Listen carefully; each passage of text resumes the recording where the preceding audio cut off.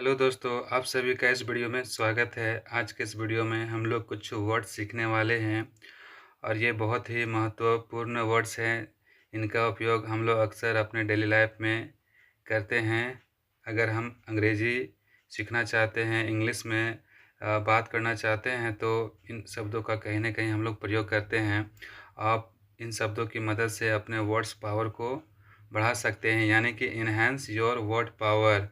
अब इन वर्ड्स का जो है हम लोग सेंटेंस के रूप में एग्ज़ाम्पल देखेंगे और एग्ज़ाम्पल की मदद से समझने का प्रयास करेंगे कि इन शब्दों का प्रयोग कैसे करते हैं। तो सबसे पहला जो वर्ड्स है यानी ग्रुप ऑफ वर्ड्स है वन बाय वन।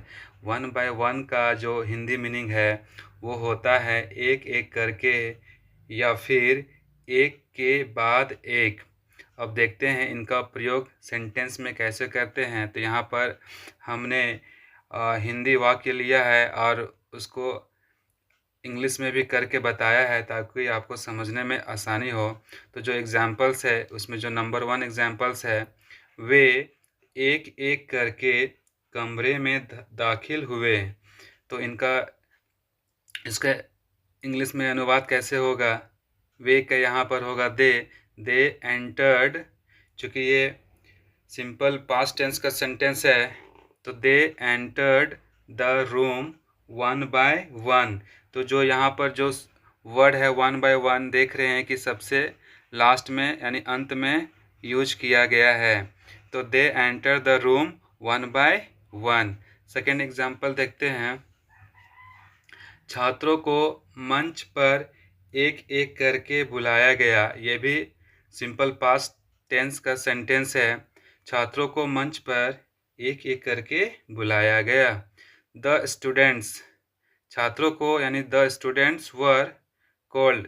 और ये सिंपल पास्ट टेंस का पैसिव फॉर्म है। एक्टिव पैसिव होता है तो ये पैसिव फॉर्म है। The students were called on to. यहाँ पर ऑन टू जो है प्रेपोजिशन है, यानी कि जब स्टेज पर हम लोग जाते हैं तो इस तरह से रहता है और नीचे से कहाँ जाते हैं, ऊपर की ओर। तो नीचे से ऊपर की ओर जब भी गति करके हम लोग जाते हैं, मोशन करके जाते हैं नीचे से ऊपर की ओर, तो वहाँ पर ऑन टू का प्रयोग करते हैं।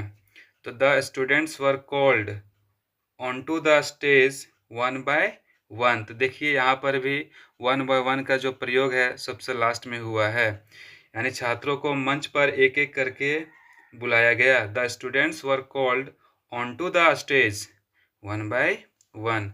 नेक्स्ट एग्जाम्पल देखते हैं। उसने एक-एक करके फाइलें बाहर निकाली। उसने एक-एक करके फाइलें बाहर निकाली। तो यहाँ पर है सी टुक आउट, बाहर निकालना, took out the files one by one. See took out the files one by one. Last example देखते हैं।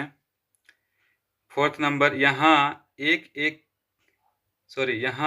के बाद एक आओ, यानी एक के बाद एक। तो come here one by one.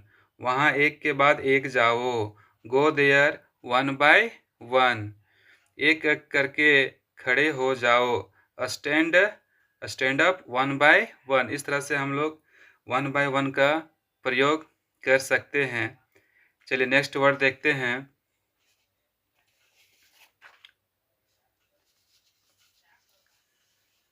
Next word है फॉन्ड ऑफ।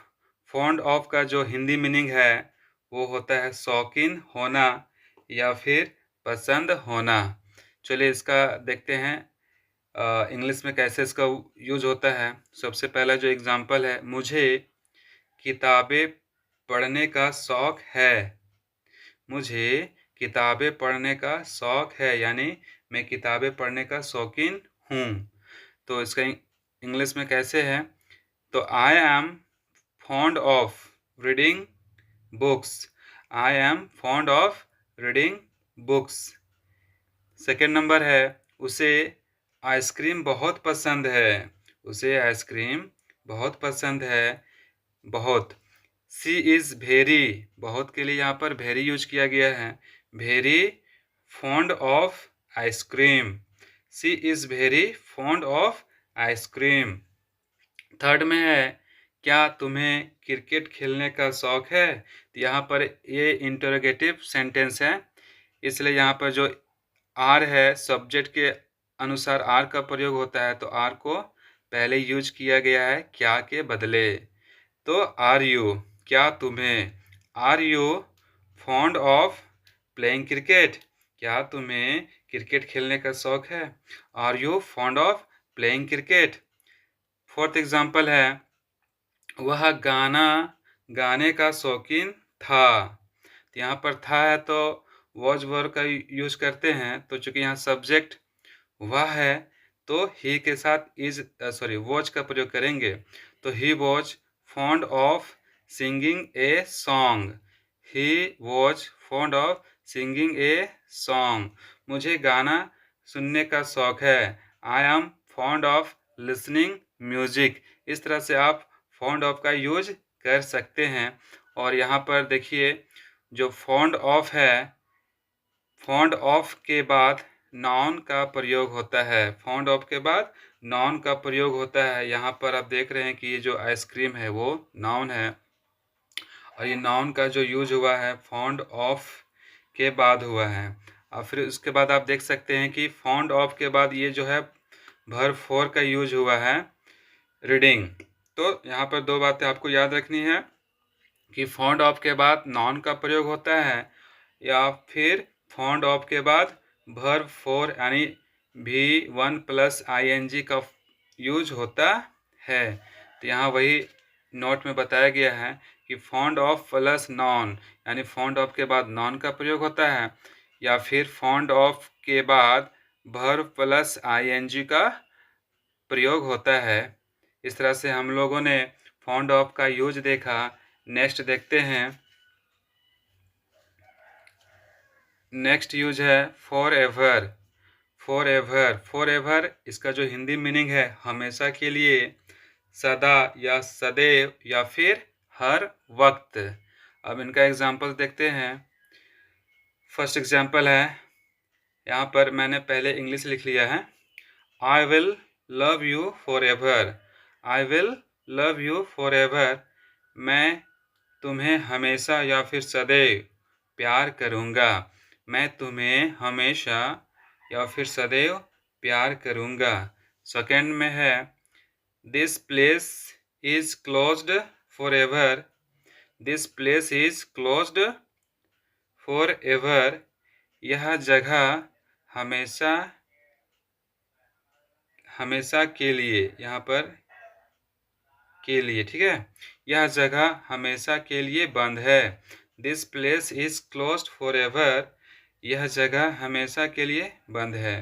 थर्ड एग्जाम्पल देखते हैं, she is for ever complaining. She is for ever complaining, वह हर वक्त शिकायत करती रहती है। यहाँ कंप्लेनिंग जो है शिकायत करना होता है, वह हर वक्त शिकायत करती रहती है। नेक्स्ट एग्जाम्पल है, she has come to live here forever. She has he has come to live here forever, वह यहाँ सदा के लिए रहने आया है। वह यहाँ सदा के लिए रहने आया है।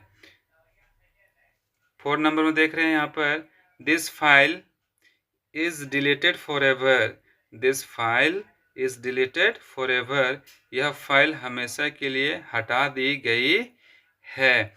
तो यहाँ जो फॉर एवर है, वाक्य यानी सेंटेंस के अंत में यह क्रिया के बाद प्रयोग होता है।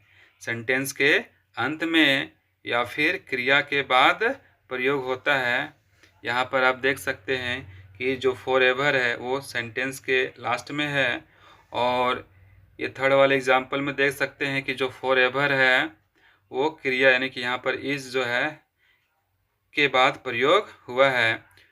फोर्थ वाले में जो फॉर एवर है वो लास्ट में ही प्रयोग हुआ है। इस तरह से हम लोगों ने फॉर एवर का प्रयोग देखा। नेक्स्ट देखते हैं, बिकॉज ऑफ की वजह से, के कारण, बिकॉज ऑफ की वजह से, के कारण।